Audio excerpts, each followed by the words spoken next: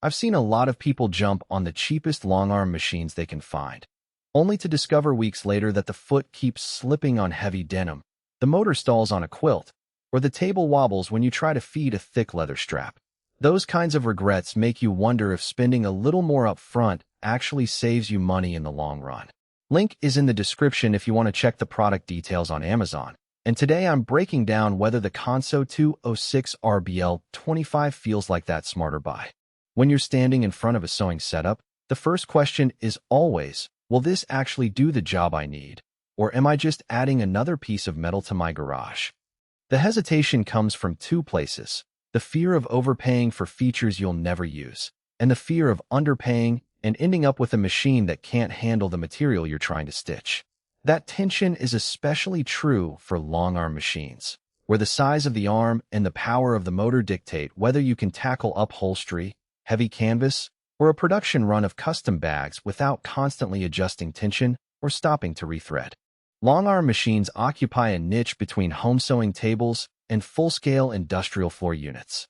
They give you the reach to work on large panels, think a 40-inch sofa back or a multi-panel coat, while still fitting into a workshop that isn't a dedicated factory floor. What makes the Consew 206RBL 25 stand out in that category is that it bundles a 25-inch arm, a walking foot compound feed, a dedicated servo motor, and a sturdy table into a single package. In other words, you're not buying a machine and then hunting down a separate table or foot that actually works with it.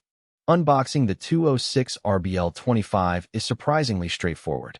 The machine arrives pre-assembled on a steel table that's already bolted to a rubber-lined base, so you can roll it onto the shop floor and start leveling it with a couple of adjustment bolts. The walking foot attaches with a simple lever, and the servo motor plugs into a dedicated control box that sits right next to the main console. I spent about 30 minutes tightening a few bolts, plugging the power cord, and running a test stitch on a scrap piece of denim.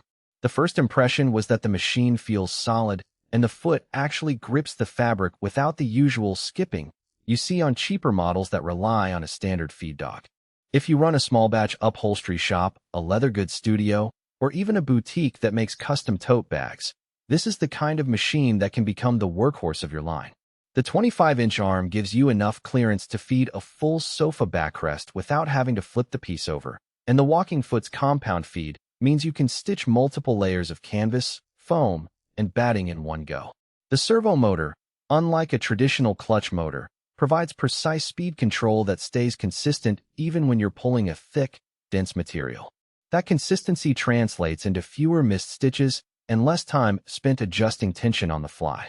On the flip side, if you're a hobbyist who mostly sews quilts, garments, or occasional repairs, the machine might feel like overkill.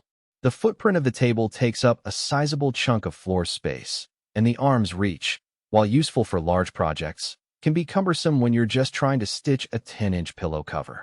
The servo motor also means you'll need a stable power source and a bit of familiarity with electronic controls. There's a learning curve if you're used to a simple foot pedal speed dial. In a small apartment or a cramped craft room, the 206RBL 25 could become more of a storage obstacle than a time saver. One of the most practical strengths I've observed is the way the walking foot handles tricky fabrics. I ran a test using a pair of heavyweight denim jackets with multiple layers of inner lining, and the foot moved the material forward without the usual bunching that makes seam allowances look uneven. That reliability is a direct result of the compound feed mechanism, which engages both the top and bottom feed dogs simultaneously. For anyone who regularly works with leather belts, canvas tarps, or layered upholstery, that kind of feed stability can cut down on waste and rework dramatically. Another hidden advantage is the built-in table's built-in extension rails.